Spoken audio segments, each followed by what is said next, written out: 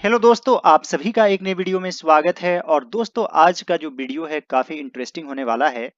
और आज जो भी सेंटेंसेस है काफी एडवांस्ड लेवल के हैं। तो दोस्तों, आप लोग सभी इस वीडियो को पूरा जरूर देखेंगे। दोस्तों, आज मैं आप लोगों को अंग्रेजी के दो महत्वपूर्ण शब्द बताने जा रहा हूं। Yes friends, today I am going to teach you two very important English words. These are congenial and congenital।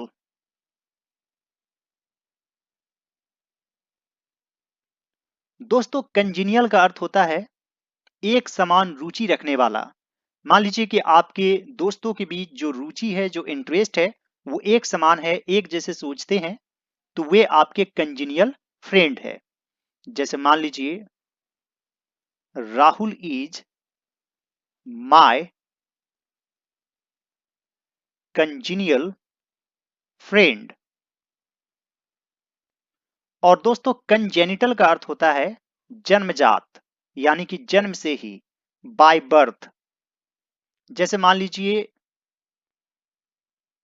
He has congenital blindness, यानी कि उन्हें जन्मजात अंधापन है।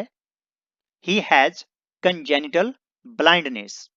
तो दोस्तों, काफी मिलता जुलता वर्ड्स है, कंजीनियल और कंजेनिटल, याद रखेंगे।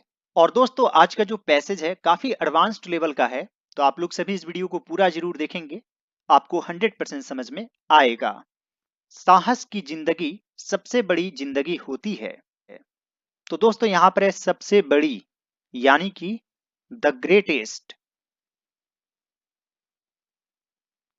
और यहां पर लाइफ लिख सकते हैं, द ग्रेटेस्ट लाइफ, सबसे बड़ी जिंदगी। कौन सी जिंदगी? साहस की जिंदगी। The life of courage, the life of courage is the greatest life.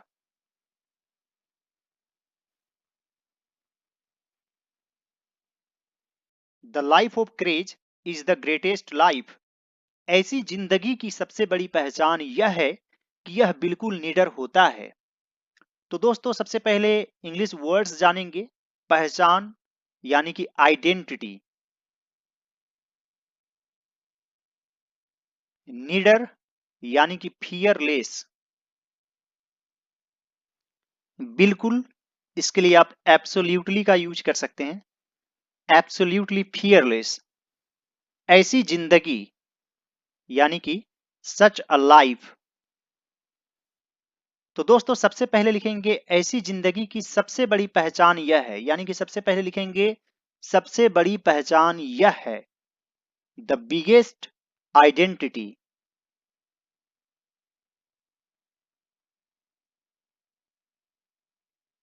Of such a life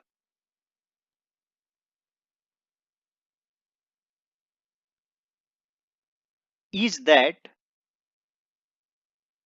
यह बिल्कुल निडर होता है, it is absolutely fearless. The biggest identity of such a life is that it is absolutely fearless। एक साहसी व्यक्ति इस बात की चिंता नहीं करता है कि लोग उसके बारे में क्या सोच रहे हैं या लोग उनके बारे में क्या सोचते हैं। इसे दोस्तों सिंपल प्रेजेंट टेंस में ही लिखेंगे। एक साहसी व्यक्ति इस बात की चिंता नहीं करता। तो यह किस टेंस में? Simple present tense. चिंता करना यानी कि केयर, तो यहां पर हो जाएगा डज नॉट केयर। सब्जेक्ट क्या है? एक साहसी व्यक्ति, यानी कि अ fearless person does not care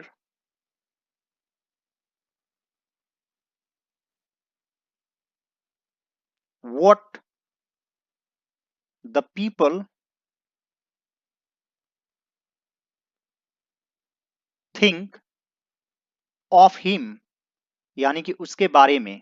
दोस्तों, जनरली थिंक का यूज सिंपल प्रेजेंट टेंस में ही होता है। यानी कि आई एम थिंकिंग की जगह आई थिंक का यूज ज्यादा होता है।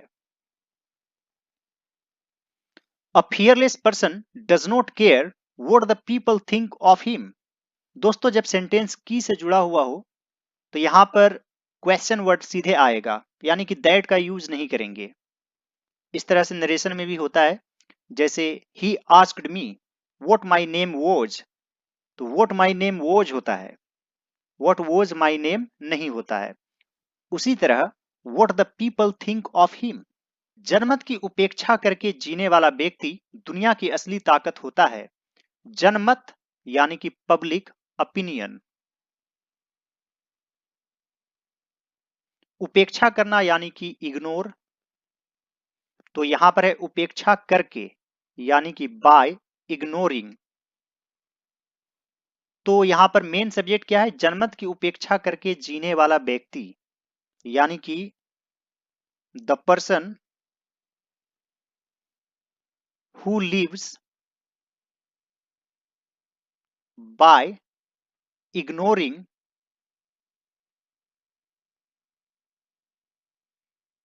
The public opinion.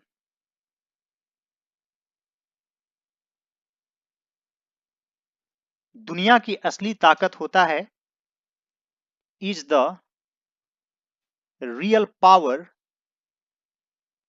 Of the world. The person who lives by ignoring the public opinion is the real power of the world. आस पड़ोस को देख कर चलना यह साधारण जीव का काम है।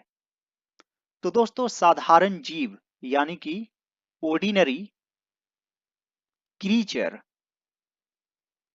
इसे क्रीचर पढ़ते हैं, क्रिएचर नहीं पढ़ना है। आस पड़ोस को देख कर चलना यानी कि एक तरह से नकल करना, इमिटेट करना। तो आप यहां पर लिख सकते हैं to imitate the neighbourhood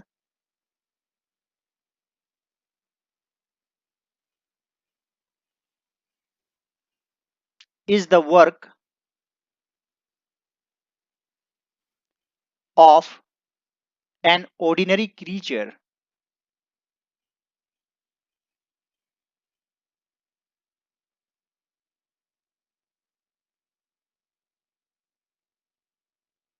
To imitate the neighborhood is the work of an ordinary creature।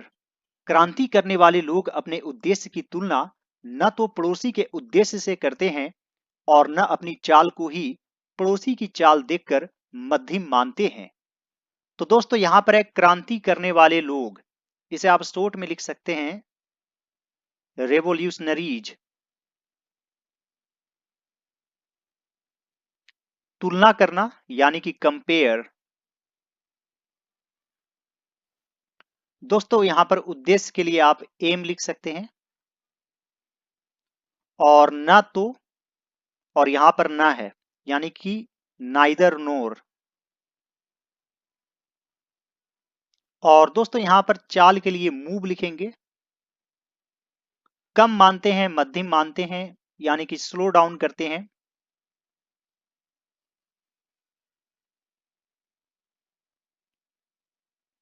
तो दोस्तों यहां पर सब्जेक्ट क्या है, क्रांति करने वाले लोग यानी कि revolutionaries.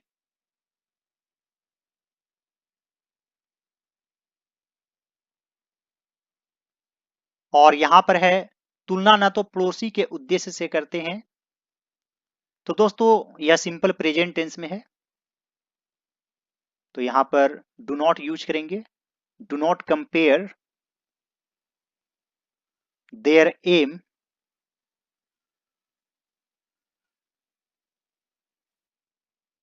with the aim of their neighbors।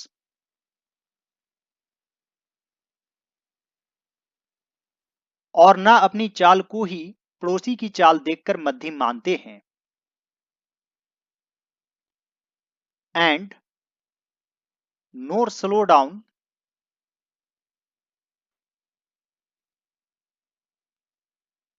There move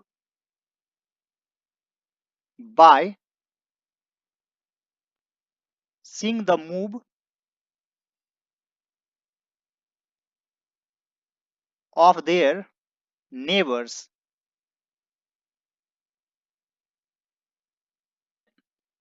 Revolutionaries do not compare their aim with the aim of their neighbors and nor slow down their move by seeing the move of their neighbors. साहसी मनुष्य उन सपनों में भी रस लेता है जिन सपनों का कोई व्यवहारिक अर्थ नहीं है। तो दोस्तों व्यवहारिक अर्थ नहीं है यानी कि हैव नो प्रैक्टिकल वैल्यू। साहसी मनुष्य उन सपनों में भी रस लेता है यानी कि आनंद लेता है, रुचि लेता है, take interest.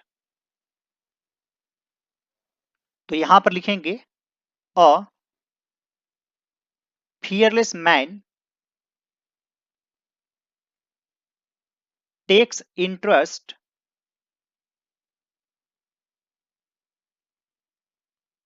In those dreams यानी कि उन सपनों में भी। और दोस्तों भी के लिए आप यहां पर इवन लिख सकते हैं, which have no practical value।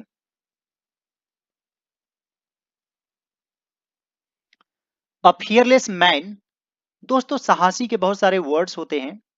आप ब्रेव लिख सकते हैं, क्रेजियस लिख सकते हैं। इसके अलावा ऑडेसस एक वर्ड होता है,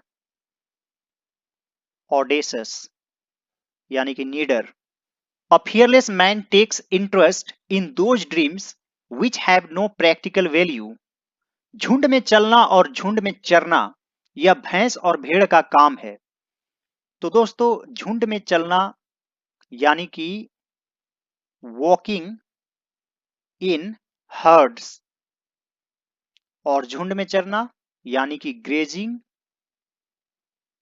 इन हर्ड्स। तो यहां पर लिखेंगे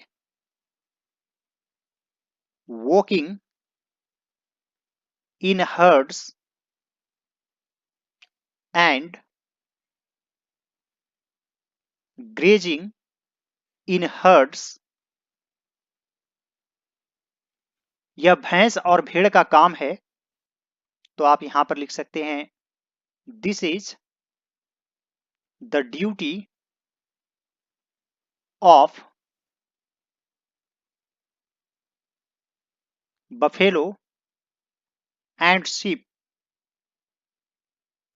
walking and grazing in hertz is the duty of buffalo and sheep। यहां पर आप दिस का यूज नहीं भी कर सकते हैं। शेर तो बिल्कुल अकेला होने पर भी मगन रहता है। तो दोस्तों यहां पर आप लिख सकते हैं the lion remains happy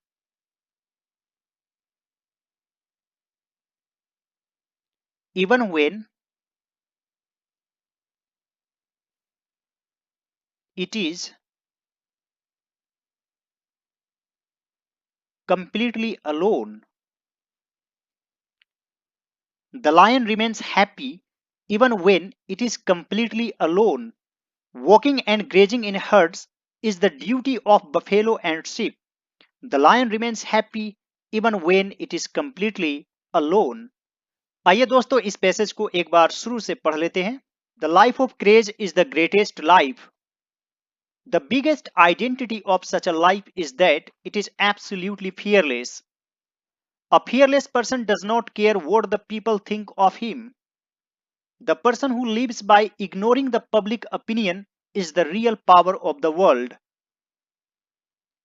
To imitate the neighborhood is the work of an ordinary creature। Revolutionaries do not compare their aim with the aim of their neighbors and nor slow down their move by seeing the move of their neighborhood। A fearless man takes interest even in those dreams which have no practical value। Walking in herds and grazing in herds is the duty of buffalo and sheep। The lion remains happy even when it is completely alone। दोस्तों हम किसी भी तरह के Hindi sentences को English में translate कर सकते हैं। हालांकि दोस्तों इंग्लिश और हिंदी दो अलग अलग लैंग्वेज है और दोनों को अलग अलग तरीके से बोला या पढ़ा जाता है, समझा जाता है। इसलिए हम लोग सेंटेंस के सेंस के आधार पर ट्रांसलेट करते हैं। दोस्तों आपको बेसिक लेवल के भी ट्रांसलेशंस मिल जाएंगे, इंटरमीडिएट लेवल के भी मिल जाएंगे और एडवांस्ड लेवल के भी मिल जाएंगे। तो आप लोग सभी वीडियोज को जरूर देखिएगा। एक बार चैनल के अंदर जाइए, प्लेलिस्ट चेक कीजिए। दोस्तों इंग्लिश को हिंदी में बताना थोड़ा आसान होता है, लेकिन हिंदी को इंग्लिश में कन्वर्ट करना बहुत ही ज्यादा चैलेंजिंग होता है।